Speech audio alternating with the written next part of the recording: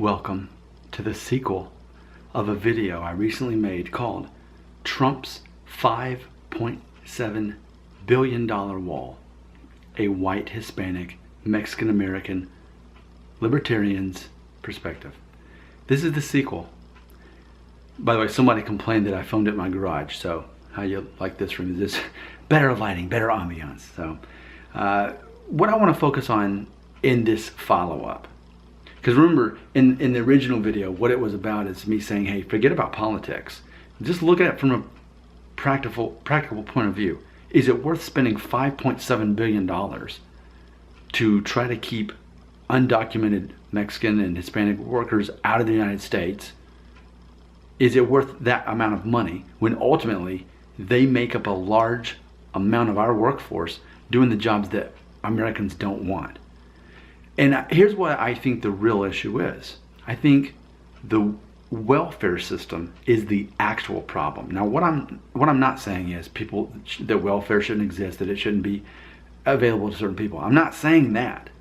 I'm saying that it's problematic in that it allows a lot of people to take advantage of it.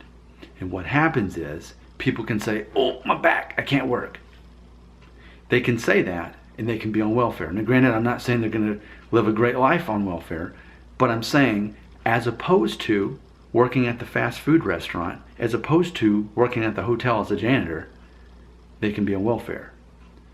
Whereas undocumented workers, especially from Mexico, can come in here and do those jobs and work very hard and maybe work 2 or 3 of those jobs, get paid, not get benefits, and if anything goes wrong, the United States government can wipe their hands clean and just send them back because they're these invisible second-rate citizens to begin with. What I'm saying is you take them out of the population, out of the workforce, who's going to take those jobs that the Americans don't want? Because in theory, for all the people who are abusing the welfare system, they're the people who would probably have those jobs. But instead, the undocumented Mexican workers are taking those jobs. They're taking our jobs. Yes, the undocumented Mexican workers, they're taking our jobs. But the rest of that is the jobs we don't want. So if we take them out of circulation, what happens to our economy? And imagine what effect that has on spending $5 billion to take the workforce out of here. Who replaces them? What about all the people on welfare that are taking advantage of the system? Are they suddenly say, well, I guess I need to, no, because they're already getting their check. Who's going to do those jobs? Now, here's what it gets me thinking. I had to start there to get here. Here's what it makes me wonder. Let's talk about the homeless population. I live in the Nashville area. I've lived here for, I don't know, was it 13, 14? I've lived here for well over a decade. And it's very noticeable that there's a lot of homeless people here in the Nashville area. And Nashville's known for that because of all the interstates that go through this part of the state. A lot of people end up here and they're homeless. There's a system set up where they can sell newspapers and that helps benefit them. There's shelters everywhere. The city is doing what it can to accommodate for the homeless. But in my many years of living here, I've never seen a Mexican person that's homeless. And I definitely believe that's in part due to how hard working Mexican people are with or without papers, documented or not. They're the hardest working people I know. They're willing to do the jobs that Americans don't want to do. They are. But I think also is the community. Mexican people often, there's more people living in homes, whereas everyone else is living more spread out. They're okay with that tight community, and because of that tight community, they're taking care of one another. If someone is disabled in some way, they're taking care of that person in a way that the rest of the Americans are not, who would allow their family members or loved ones or a friend or whoever it is to have to go begging on the streets to put them in that lifestyle. I've never seen a Mexican homeless person, not yet. And I think that's saying something. I've seen a lot of homeless people in the Nashville area. So here's my challenging question. In theory, which is worse?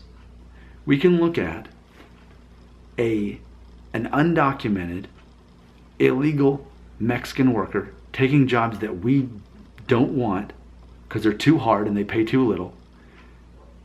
And they're taking that job. They're doing the work. They're keeping our economy, our workforce going. And then here's the person who's homeless, who was born here. They're an American citizen, born here. They speak English, but they don't work. And there's lots of reasons why a person ends up homeless. I understand that. But ultimately, if we're going to judge these two human beings,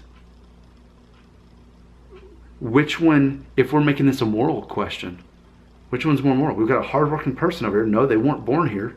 They're here legally, but they're working really hard. And our economy depends on their jobs. Our lifestyles depend on their jobs. If they were suddenly gone, what would we do? Who would replace them? And over here, there's plenty of other people, millions of other people who are homeless. They were born here, and they're not working. They're asking for money. When you look at who's contributing more to America, for me, it's obvious who I think is of more value. So to say that these people are worse off, or worse for us, and that we should send them back across the border and then build up a wall to keep them out, and to spend $5.7 billion to do that, that is worth more of our time, energy, and money than focusing on the people we already have here who aren't working, that are homeless. I know it's a complicated issue, helping homeless people get back to work. But we already have people here to do the work that are on disability and they're homeless. What about those people? So because they're not in the workforce, we have people who are willing to be in the workforce. That's why I'm confused how spending nearly $6 billion to keep the active workforce out, whether they're documented or not, is going to help us and help our economy. That's very confusing to me when you look at the two options. Illegal, undocumented Mexican workers that are working very hard, or people who are Americans and not working. When we look at our tax dollars, and well, they're living here in America and they're reaping the benefits of other. I'd love to know, and maybe this does exist, if we could compare the number of estimated undocumented Mexican workers versus those who are homeless and abusing the welfare system. If we could compare, I wonder which number would be greater. And even if they were equal, could we spend $5.7 billion to help the people who are homeless and abusing the welfare system? Would that be a better use of our money? $5.7 billion. Comments belong right here.